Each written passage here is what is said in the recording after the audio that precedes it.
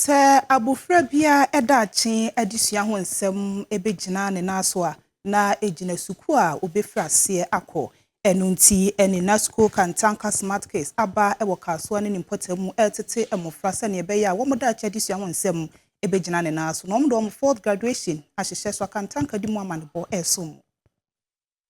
Enwumesua eye ade baako a eda emperifo akoma so yie pa wonum gu so ebo won homodin bia so betimi ahwe aboa ama enwumesua eso abanfa so de ama wodasani bia eno nti eye Ghana man Penny Excellency John Dramani Mahama na ni so de hunu kase pa so betimi ahwe aboa ama enwumesua eso abanfa so ewo manyimu na ene so kopie mu ewo kasoa eno ewo mfimfini mantamu a suku baako a ewo hono a eno eye Nasco Kantanka Smart Case Academy. Yes, as to Queen so, what am so etete and mofra se, what am so betting about Maimu, now a baye opening pa. And ne, what am Edwam graduation, Cassia pa eshe swa, na enyasem ketua. And penny for an incident and I would do a nimonyam, ebe piemu, a would you median was say. Now one besha boy, Emma and Yema etimico so one. Yanin penny phoning be at a train comona say, and I would the 2 year name. Your friend Merita Boche,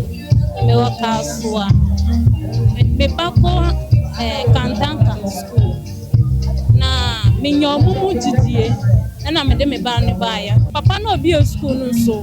nyame sura no anya ne kase so wetumi obi school we na ma awofo ye ni bi yetumi de yamba ba school e bi say untia she 15 cities pe onya 15 cities na the no school fees no anything untia books almost what I'm be 15 cities. So the Baba school we want to ban into here. Me did enoch extra ampoma. Na me buy Shulamite ampoma enoch ampoma ni Patricia ampoma. Na enoch na addition from no go school before. No to me chiro, to me school we have one by na me ba no to me ready, o to me chiro. The managing school you so say school run na say manager no. Or your street e won kala no. Iti eno kra ma manage ewo saade no Nasco school no odi Kantanka niji no odi to so enti said that Kantanka ye na ade no wa fa no kon so pepepe opese oye ade no ehye Kantanka enyimyama amanfo hunse amparampara no school no sabi wa fa ma school sikape en wachini nsoro ye ne adesuafo nkwadare a wonom nso agi adesua entete ewo hono mo ne bi nso etwetwe nkomo ye ntie wonsem ahodo a wono nso wode to empanifo animu bacho ha say school a odo baba e be kire na dia ye biawa e be kire cadet culture dance choreography hairdressing teachers for no communication here fine unya bibia unti bibia sia unso mo bayama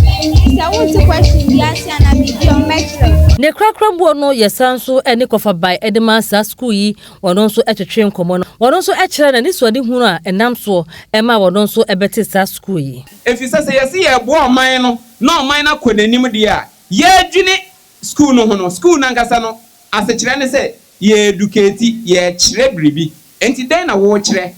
mo a wo kire no nso na wo dwini nkwala no so da a chen fi se wo kire no odi konanim enti nanim ko no kire se owie school wo wonsemu a fa wani di nachi kosi se obenya bribi etumi esom aye na brabo no etumi esi ne yie na bebi a ole ne foundation no nso inhira etumi ayedan akoho eye school we no ne botaye yewo enkwala bi a omu wie afi we omu bo omu homodin a yedi attendance aye register no yedi check ya no akwala ba ku bia ewo 5000 ewo na accounting eye eja ne pe ye bebie 15th September wo sa wofo no wo ba ye ma wo check wo achimota eho na bank no wo akwakoje na nia wo de be ya ma wo ba no nso so enya nenim die no wo de atoa so ama no